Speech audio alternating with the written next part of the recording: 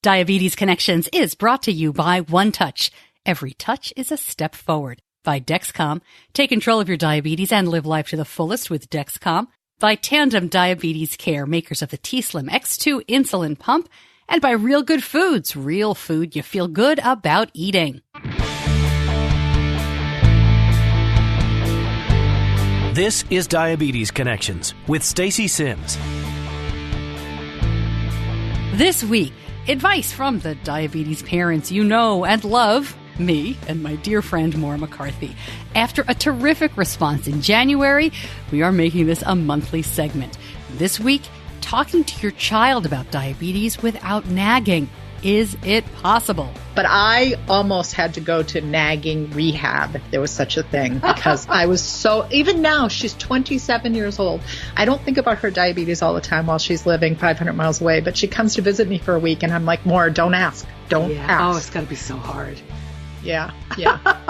Considered a tattoo across my forehead that said, have you bolused, but didn't do it. We also answer questions about discipline, babysitting, and letting go when it really scares you.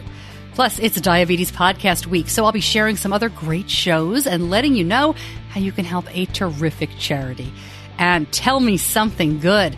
A college student takes on diabetes myths in media. This podcast is not intended as medical advice. If you have those kinds of questions, please contact your healthcare provider. Welcome to another week of the show. So glad to have you along. I'm Stacey Sims, your host. If you're new around here, so glad you found us. We aim to educate and inspire by sharing stories of connection. We talk to athletes and artists, leaders in our community, as well as the healthcare folks and the industry people that are making products that are vital to our health, or pushing things along by making and sharing technology that makes a big difference. My son was diagnosed right before he turned 2 back in 2006, so we are now 12 years into this journey. I have a background in broadcasting, in local radio and television news, and that's how you get the podcast. And speaking of local radio, if you follow me on social media or you're in the podcast group, and I really hope you are, the Facebook podcast group is Diabetes Connections, the group. It is a great group. Of course, I'm a little biased, but you probably have seen the posts I put in there about this podcasting contest going on in Charlotte, North Carolina, where I live. This is our local NPR station, WFAE, and they're looking for their next podcast. So they're having a contest. Honestly, this contest is a little bit of a pain because they've decided to do daily voting via Facebook. So, all right, we can't make the rules up. Daily voting is, it's a pain, but I've put it out there. I've put the link there. I'd love to get your vote. We are now in the public voting part of the contest where they vetted the people that entered. They've put up something like 300 plus shows that are in there. We are the only diabetes podcast. Look, I don't know if this is what they are looking for, but I'm excited to be part of it. It's always fun to have something like this going on. And I'll tell you what's funny about this. So WFAE, as I said, is the local NPR station. And as I said at the beginning, I have a background in radio and television news. Well, I worked at the local news talk station here in Charlotte for more than 10 years. And that's the news talk station is, news, weather, traffic on the 10s, whatever city you're living in, you've got one of these. They are on the AM dial mostly. Sometimes they'll have a partner FM station or, sometimes they actually have moved over to the FM dial because let's face it, nobody's going to AM anymore. But it's funny because we were direct competitors for news, for talk shows, that kind of thing. So it's kind of fun now to be promoted by WFAE. I feel a little weird about it still. But hey, there you go. So vote for me. I'll put the link out there. I would love to have your support. It's only a first 2 weeks of February if you're listening after that. That's the only way that the voting is open. It is also Diabetes Podcast Week.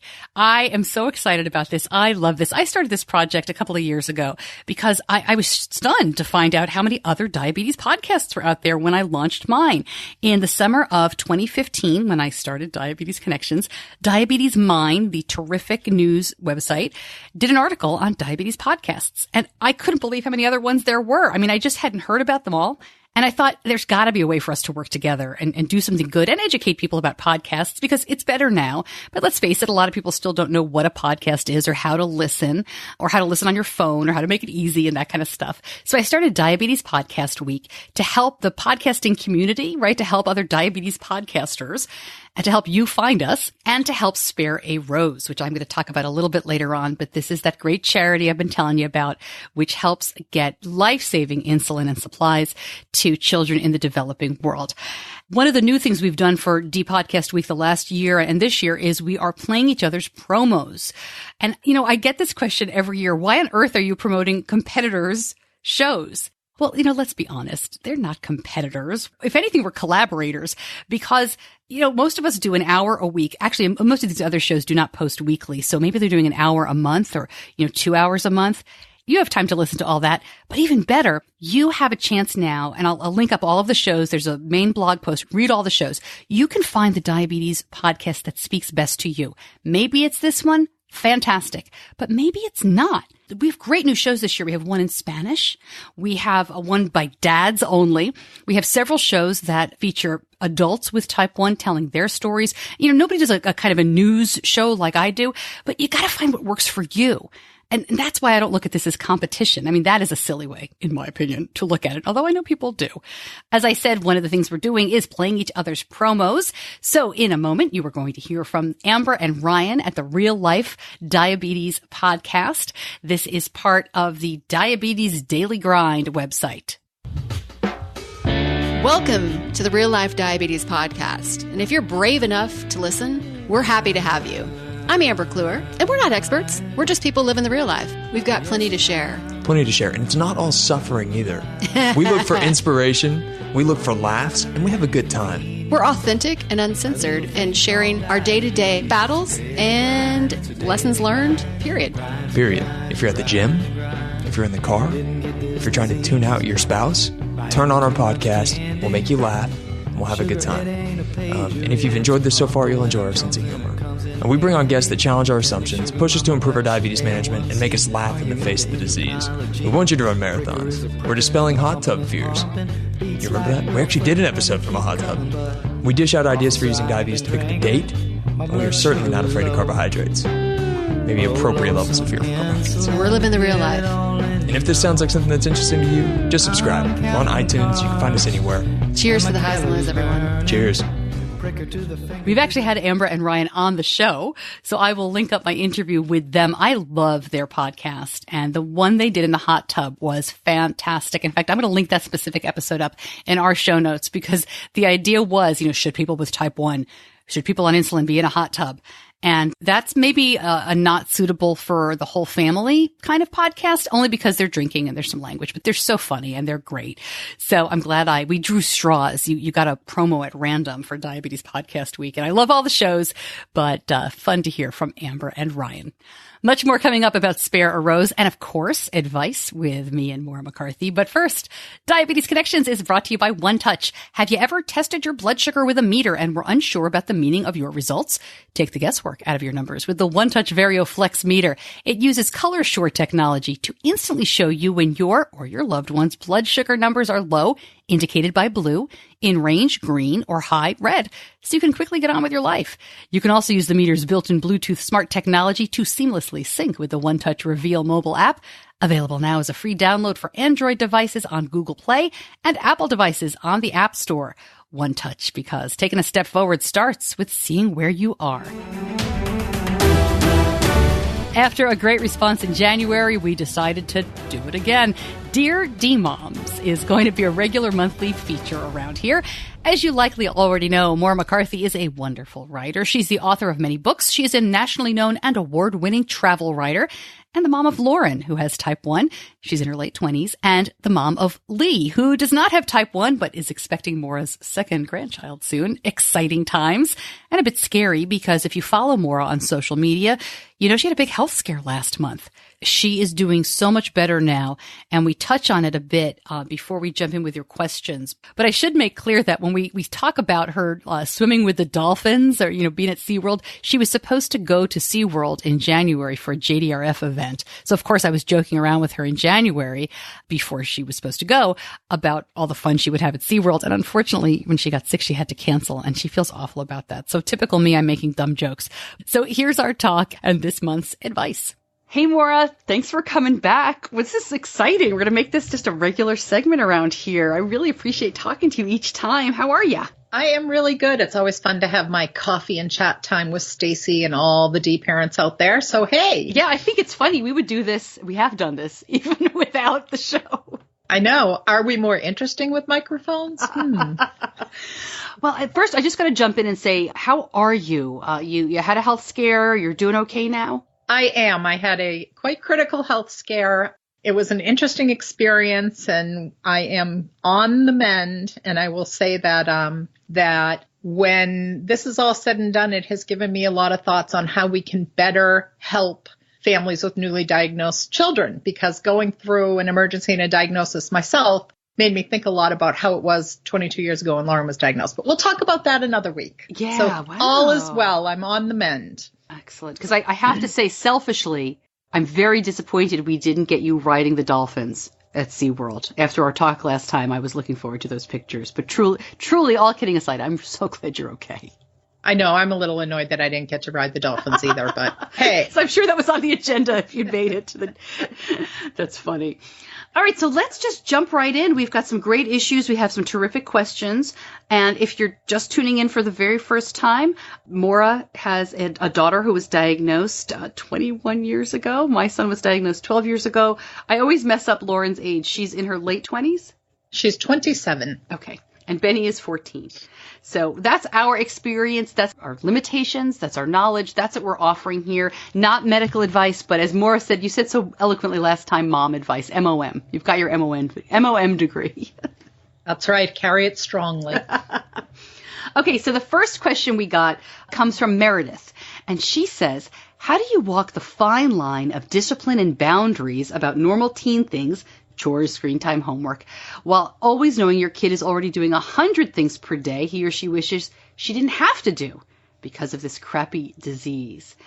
And I'm going to give you the floor here because I know you've been through this. We're still in the beginning of our teen years, so I'll chime in, but I'd love to hear what you have to say about this too. So answering this question is a great one for me because I not only get to not just hold up my MOM card, I get to hold proudly my mean mom card. Now you can laugh at that, but Lauren has an older sister who doesn't have diabetes. So I had experienced adolescence a little bit when Lauren came into it. Lucky me. But I'll tell you, to this mom, I totally understand how unfair it is and wanting to give them a break. But the best thing that we can do for them is kind of raise them in a suck it up buttercup mentality. And what I mean by that is it's not fair that they have diabetes. It's not fair that they have to look at their blood sugars or check their blood sugars. It's not fair that they have to change their pump site and they have to do all the other things that they would usually have to do as a teen. But it is what it is. And I wanted Lauren to grow up to be strong, independent, able to go to work and do her job when she had to do all these other things. And so I had no other choice but to say, it doesn't make a difference. And your kids will try things like, I'm too low to clean the upstairs. And, well, no, you're not. Here's some Skittles and you'll be fine. So I would say that the answer is the most loving thing to do is to help them step up to the challenge in front of them and not help them avoid it. Does that make sense? Oh, I agree with that. And I think it is easier. I'm glad you mentioned your older child because I have an older kiddo as well who doesn't have type 1.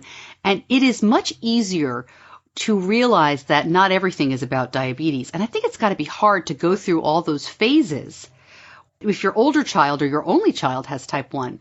Because my daughter went through middle school and high school and did all these really out of character, dumb things and typical teen stuff. But, if it had been my type 1 kiddo, I could see how easy it is to say, well, she's slamming the door because her blood sugar's a little high, or, she's lying about that homework assignment, even though I know she didn't do it, because she's tired of doing site changes. And no, it's not always about that. So I think it does help to have that example ahead of you. And maybe just hearing us talk about it can really help that it's not just about diabetes. Sure, things happen.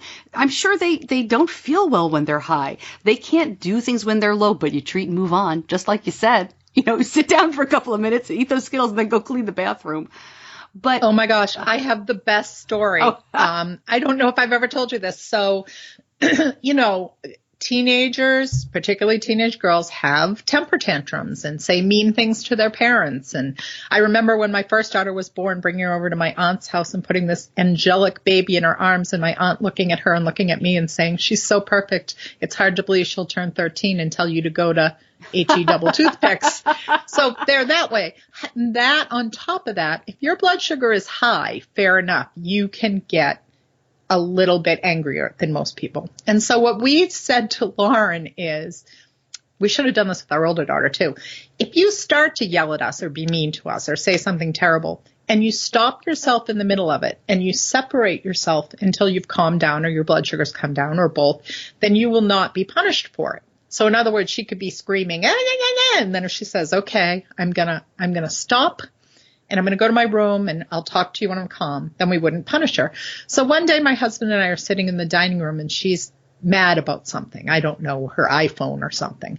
And she's screaming at us. So she did what she's supposed to. She stopped and said, now I'm going to separate myself. Oh. And she marched up the stairs, giving us the double finger all the way up the stairs, like to get every last minute of anger that she could. But you know what? That's such a great skill. Because being able to, high blood sugar or not, being able to recognize that you're, all right, I'm losing it. I got to reel it back in. I know a lot of people in corporate America that need that skill. Absolutely. When Benny was younger, it was much more difficult, I think, because, you know, a 4-year-old, and he was diagnosed at 2. So, you know, a 4-year-old, a 6-year-old, they just don't have that kind of control. You know, if a little kid like that has a stomach ache, they can manifest by punching you or you know, not saying I have a stomach ache. You remember that when the kids are little, they don't know how to articulate things.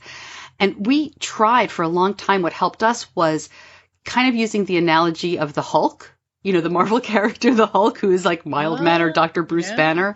And Benny always loved the Hulk. So it was a question of when you start to feel like that, you know, unlike Bruce Banner, you can control the Hulk or same thing, remove the Hulk and go to your room.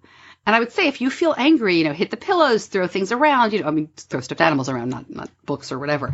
It does help to say things like that, to separate it. But I think I don't remember ever saying or thinking he's misbehaving this way because of diabetes. You know, I guess it can be an explanation.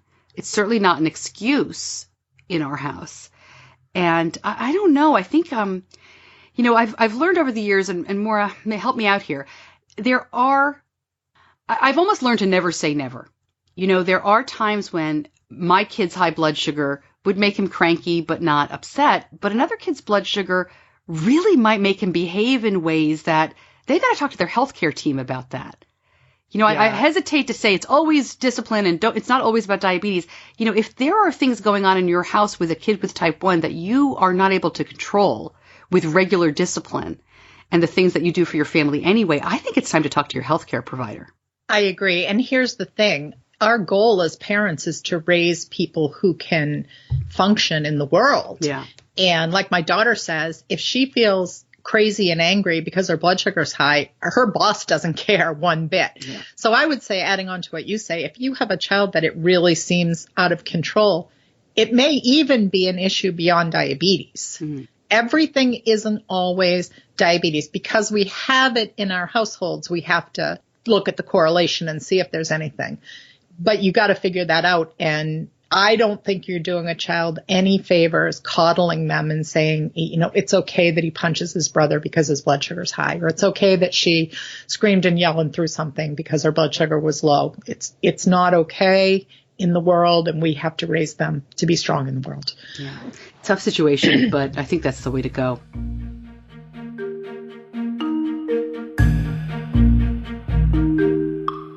Right back to that conversation with me and Moira. And our next question is all about accountability and teens. You know, when you have a toddler diagnosed with type 1 like I did, you hear rumblings for a long time about the teen years. But, it hit us at full force a little earlier than most, really right around age 11. I was so glad we had the Dexcom because Benny's insulin needs started going way up. I mean, he's grown something like 8 inches in the last 3.5 years.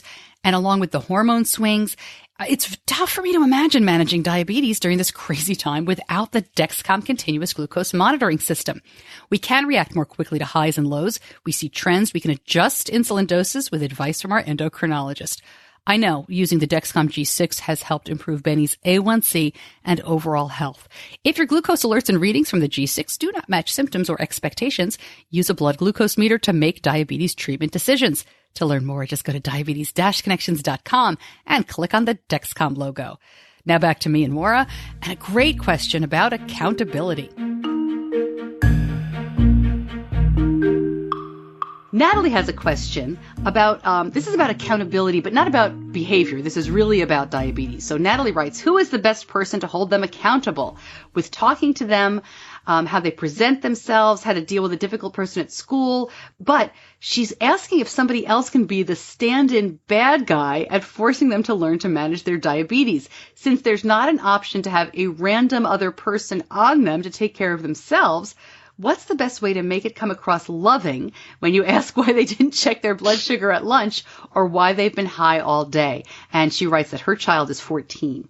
Yeah, 14 is such a fun age for diabetes, said no one ever. Hey, Benny's 14, so yeah. There's a lot of different segments to that question. And the first thing I'll say is I'll go back to what I said before, is a mean mom is a loving mom. 14 is not the age when you should be your child's best friend and buddy. My children now are 31 and 27, and they love me, and we're great friends, and it's all good, but I'm almost done raising them. They had days when they couldn't stand me, and that's the way it goes. So, but then I also want to touch on the asking why you didn't check or why they've been high all day, because that's kind of a little dance. And I talk about it a lot in my book. I think there's a whole chapter on it. But my thing is, you don't have to ask them because you can ask the technology. If you agree with your child that you're not going to nag them, like just stop asking them as long as you can get access to their technology and look at it, then you're not asking them directly anymore. Now, let's say they were high all day. Then your answer or your question, instead of why were you high all day, is, gosh, I see that you were high all day. That must have felt terrible. Let's do something now to fix it.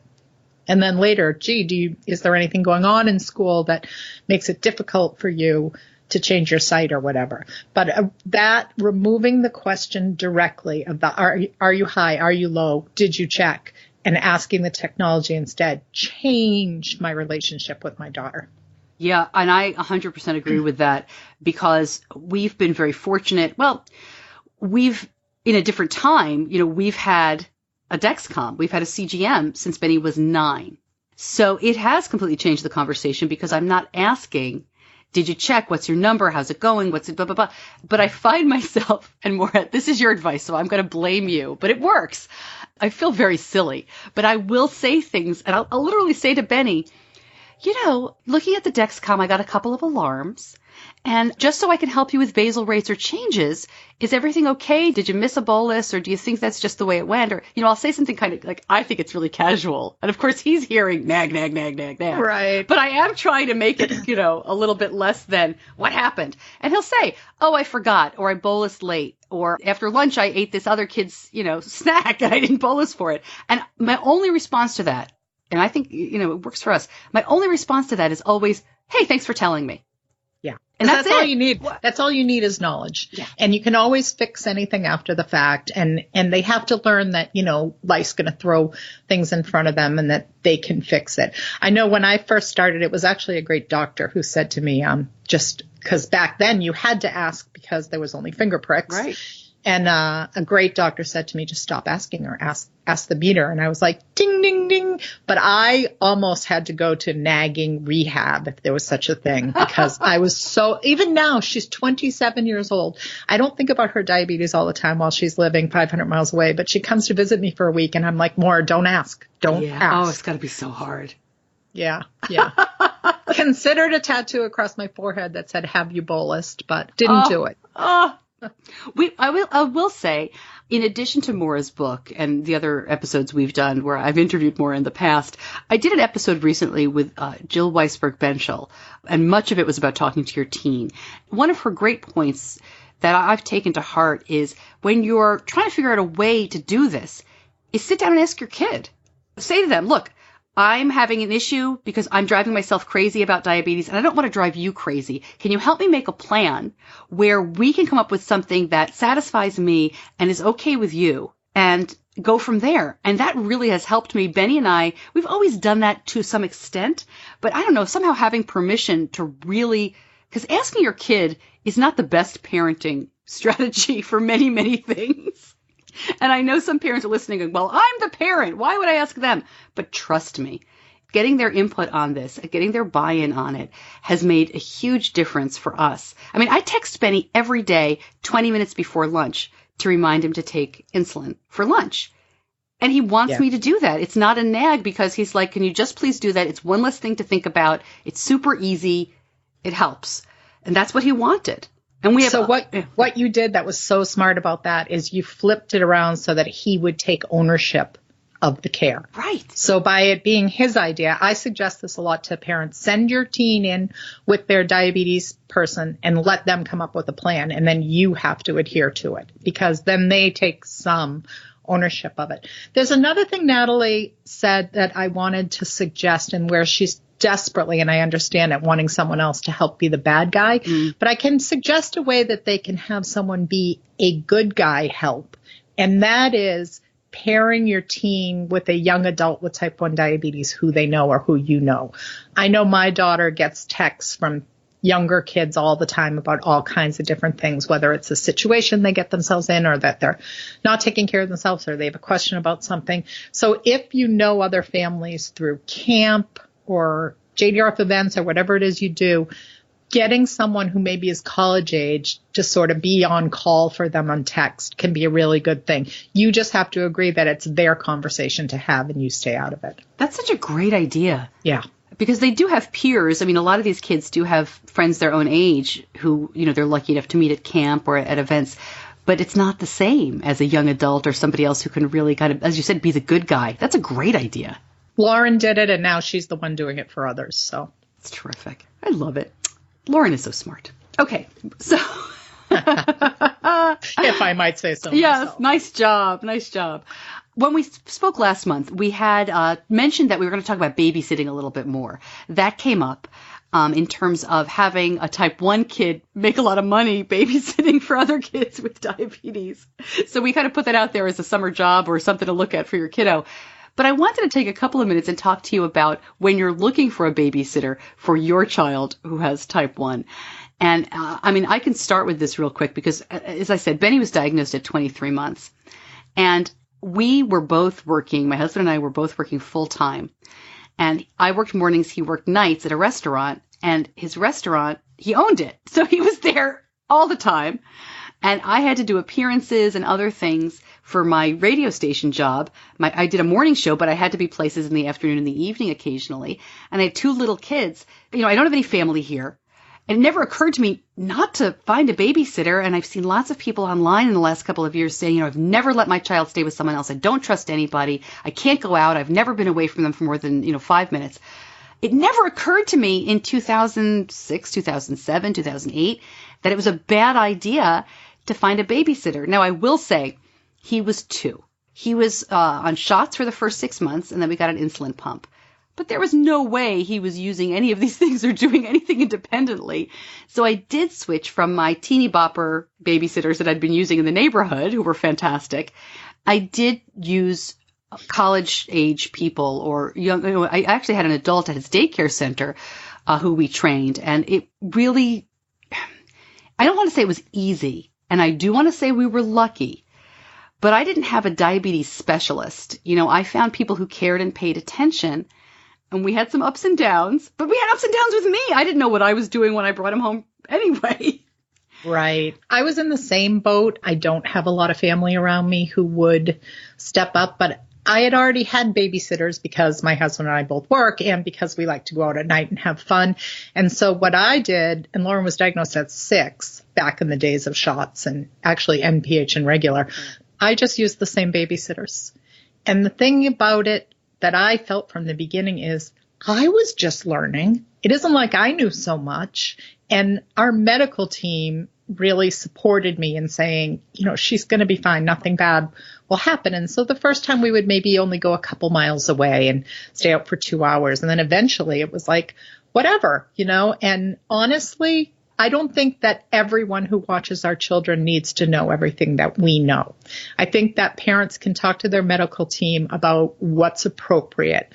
And I think that anytime you want to go somewhere, the same as I say for you should ask about your children with diabetes, you should say, would I be going here and getting a sitter without diabetes? And if you would, just make it happen. And I know that sounds scary to people, but a mom just sent me a note recently and said, I just want to remind you of something that you said to me 5 years ago and it helped me. I didn't remember saying it, but she said that. I said to her, sometimes the scariest thing for the parent is the most loving thing for the child. And, we talk a lot about a new normal and wanting our kids to feel safe and secure. And I don't think you can only be with someone trained medically is a great message for their security and safety, when in fact, it's not really true.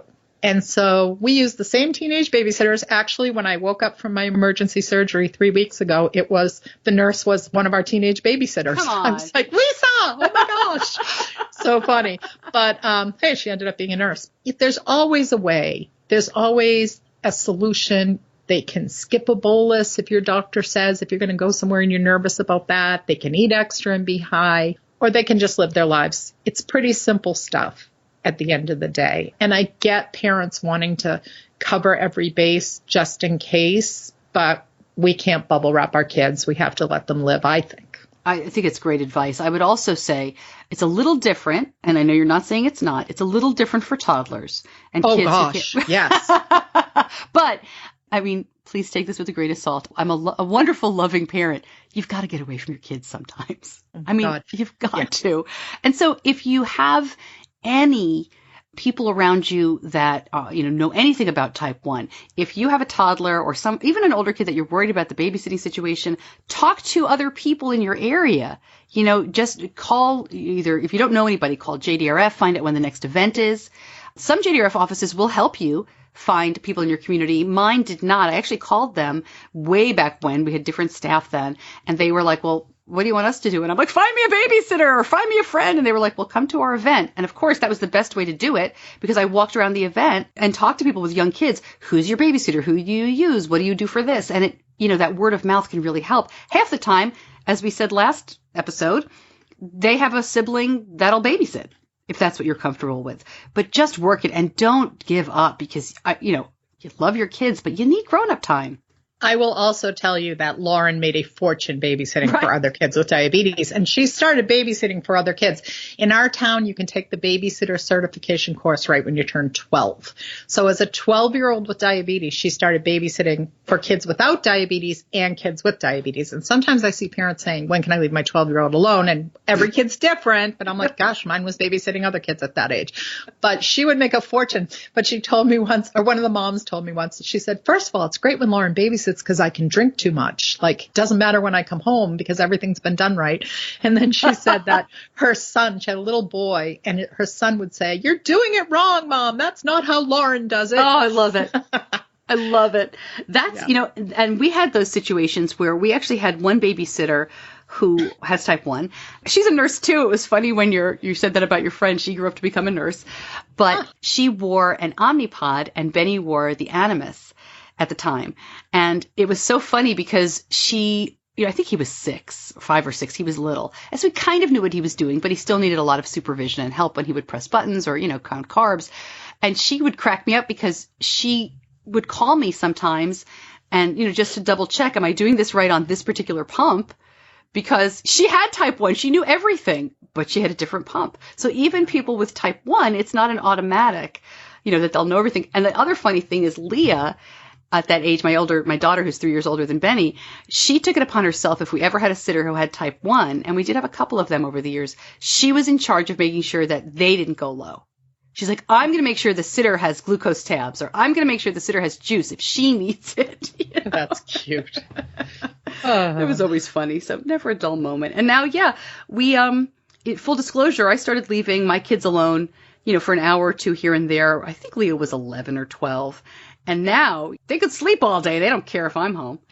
And I just think, again, I know it sounds dorky and I say it all the time, but we have got to set an example for our children to show them that they can do everything in life despite diabetes. And if you think that they don't pick up on that you can't go out anywhere because you can't find a babysitter, they do.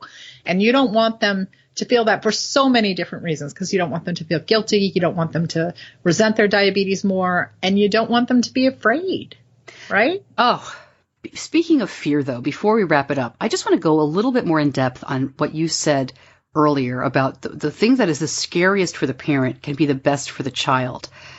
I'm going to put you on the spot here. Do you have anything that you can remember that you did that scared you with Lauren, but that you did anyway and that helped her? So when Lauren was diagnosed, I had just been hired in my dream job for the New York Times Company, Sports and Leisure Division, to go off backcountry skiing and backcountry adventures for weeks and then write about it. I mean, like I had just been hired. So I was in the hospital and I said, we were in the hospital and I said to the endocrinologist, well, I have to quit my job. I mean, I don't even think there were pagers yet in 1997. I think I got my first pager in like 98. And he said, why? And I said, well, because I'm going to disappear into the wilderness for a week with no phones. You got to be kidding me. And he said, all that's going to do is make your daughter feel guilty and resent diabetes. So you have to do it. And so Lauren was diagnosed in October, and I believe that January I got on a plane and I went off and went heli skiing somewhere for a week and had no contact. My husband was, in charge, and we all know he doesn't do it like I do it. but I came home and I talked to the endocrinologist and he said, well, I have only one question to ask you. Was she alive when you got home? I said, yeah. He said, then it was 100% success. In other words, everything doesn't have to be perfect all the time. What was perfect was now my daughter as a woman sees that her mother, even with those challenges, faced fear and went out and did what she wanted to do in life. And I have to think that Lauren and my other daughter, Lee, pick up on that a little bit. They absolutely have to. Oh, there's no doubt. What a great story. I have a little bit of a, compared to that, it's a little bit silly. But the scariest thing I think I ever did with Benny, and I think, honestly, it's not an exaggeration to say it's life-changing for him. He goes to regular sleepaway camp every summer for a month. Yeah. And this is a camp that my whole family went to camp. If you're familiar with, I don't know if I should talk about it this way. If you're familiar, in Jewish culture in America, a lot of kids go to camp. It's just, I went for 6 to 8 weeks every summer. I was just gone every summer. And it was something that my husband did, I did, my dad did. My sister and I spent all of our summers growing up, different camps than my kids. But my older daughter went, and she'd come home every summer and say, Benny, I can't wait till you're 8 and you can come with me. It's the best. You're going to love it so much. And we do this and we do that. And I was always saying, no, don't tell him. He can't go. But I didn't really want to say that because we always tell them diabetes won't stop them. And then the year he turned 8, he's like, okay, I'm ready to go to camp. And he'd been to diabetes camp for a week already, which was great. And I think that benefited him immensely because he had the year prior and then that year he had a week of diabetes camp, which really helped him kind of figure camp out. But he went for 2 weeks when he was 8 to non-diabetes summer camp. And I kid you not, I woke up every morning for the first week at 4 a.m. gasping for breath, sure he was dead, and thinking this was the worst thing I ever could have done in my life. Why did I do this? He had the best time. We've done it every year since. This will be his 7th or 8th year this summer. And we adjust every year as he gets older and can do more. And they don't take care of him. They won't touch him. They'll help him. But he does it all himself. He's got to. But we adjust every year, and I'm more and more comfortable. But I'll tell you, Maura, that first week he's away, I'm so terrified. But to him, it's the happiest place in the world. He loves it. And I know he's made friends that he's going to have for the rest of his life. So you got to let him do it, right? Oh, that makes me so happy that you let him do that, because it was important to him. And it might sound hokey, but it was important to his cultural upbringing too, because it's such a big part of life for your family. I think it's awesome. Oh, I'm sweating, literally sweating, telling you about it. And if you know me, if you're a longtime listener, you know he's safe. You know these people are real medical people. I'm not sending him somewhere that's not safe, but they just don't do diabetes. Right. So, now I'm all stressed out. I got to send him money in for camp soon. Oh my God, Moira. Okay. I think mine for Lauren was the prom, because the prom in our town is like a 3 to 4 day event that costs $8 billion. I mean, it's obscene. They leave on Friday afternoon and you don't see them till Sunday night, basically. And I asked myself what I would do if she didn't have diabetes, and it would be I would let her go. I mean, she was student body president. She was head of the prom committee. How could I not let her go?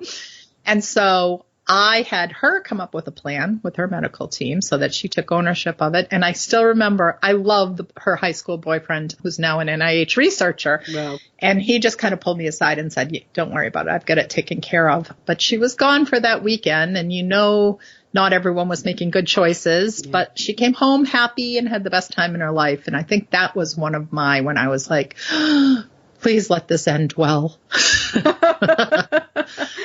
And it did. Yeah, well, you got to do it. You got to lay the groundwork. You've got to have safety measures in place the best you can, and then you just got to let them go. As we start to finish up here, I know you're recovering, so I'm not going to ask you where you're speaking next, because I know you're always booked. You have a busy year, but I don't want to get ahead of your health.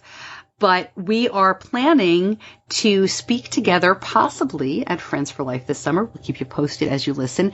And if you have events where you'd like Moira and I to come together and we'll take the Dear D Mom show on the road, reach out and let me know. I would love to hear from you about that. And again, we'll be posting to hear your questions. Join the Diabetes Connections Facebook group, and we would love to hear from you and get your parenting and diabetes questions. So Moira, continued good recovery, good health. I'm so glad to hear your voice and that you're feeling better. That was scary, my friend. It was. Being alive is pretty awesome. No joke. Oh my gosh. Such a great sense of humor. All right. I'll talk to you soon.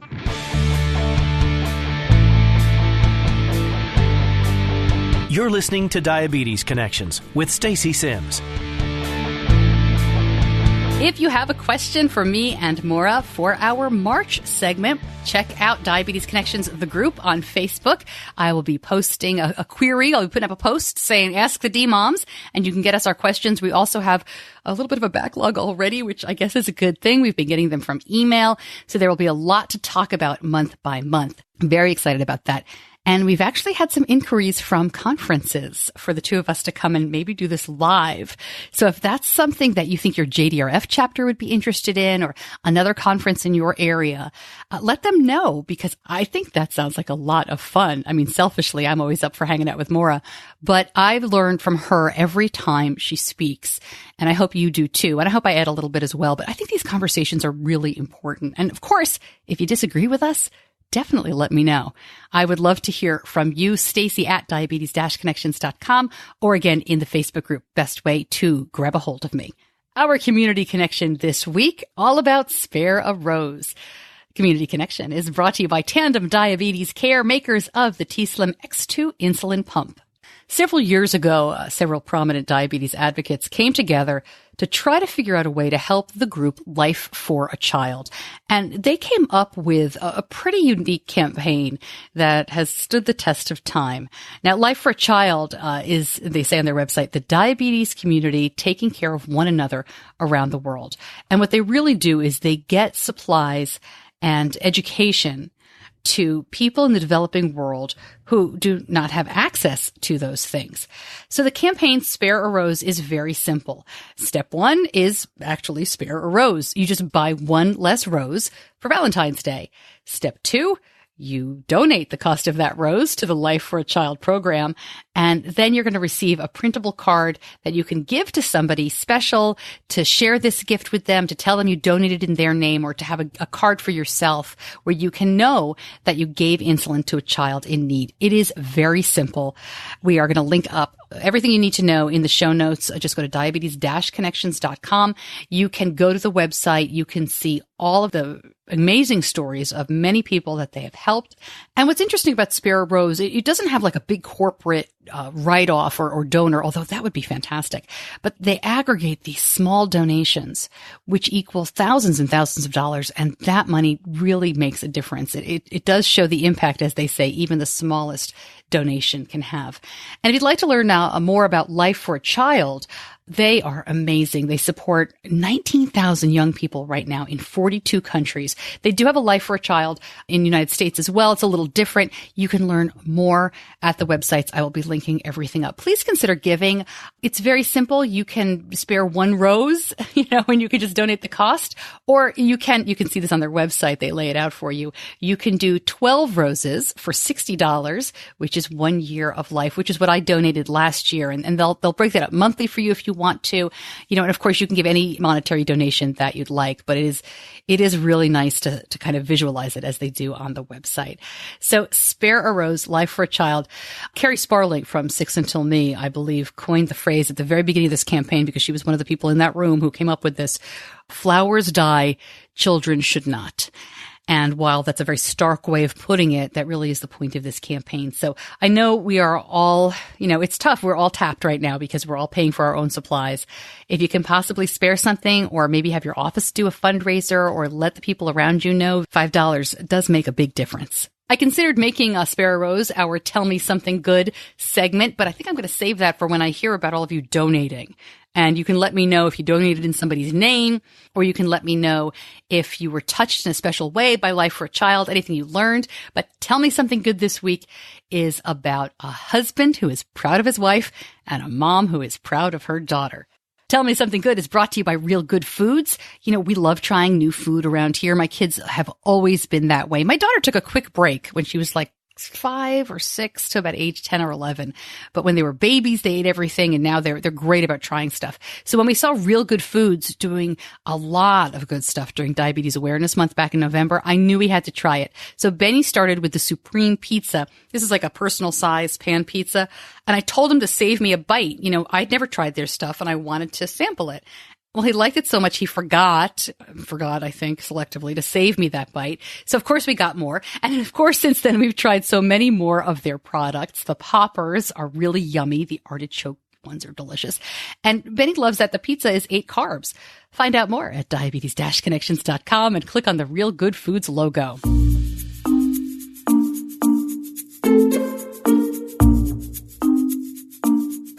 Tell Me Something Good. This is a new segment where I'm asking you to send me your good news in our community, big or small. And Steve Tornambe wrote in, this year, my work insurance finally covered the Dexcom. We are using the G5 right now, looking to step up the game to G6 or maybe G7 when it comes out. But what I love here is Steve writes, my wife's A1C has come down significantly. I love the fact she has a better grip on her readings, and I am proud of her.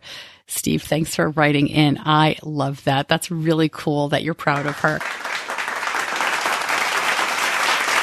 Another bit of good news comes from Courtney Gale. Now, we had Carlin and her daughter Courtney on the show not too long ago talking about college and, big fears that parents have when they send their kids off to college, because Courtney is in college currently.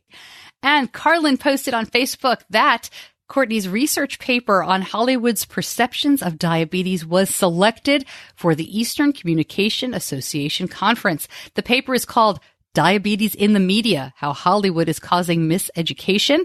And Courtney is going to present this. The research was done alongside one of her professors. This is apparently above and beyond her coursework and an internship. So congratulations, Courtney. That is really cool stuff. And I hope we can see that paper, or you can tell us more about the study. Maybe come back on and talk about that, because, oh my goodness, we know that there's a lot of myths in media when it comes to diabetes. So kudos all around. Tell me your good stuff. You can post in the Facebook group or shoot me an email, Stacey@diabetes-connections.com. And as I hope you're hearing, look, this can be amazing news like running an Ironman, or it can be something seemingly small like a 5-year-old checking blood sugars. I'm just looking for good news. Don't you think we need more good news? So tell me something good. Please make sure to check out the other podcasts for Diabetes Podcast Week. You can go to the links in the show notes. You can also just follow along on social media. I'm posting this everywhere. Same thing with the WFAE NPR local contest. I'm sure you're already annoyed. I'm posting that everywhere as well. But I really do appreciate your help.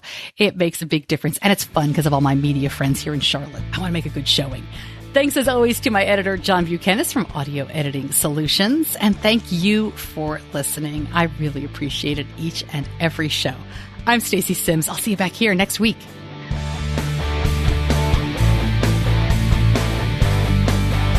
Diabetes Connections is a production of Stacey Sims Media. All rights reserved, all wrongs avenged.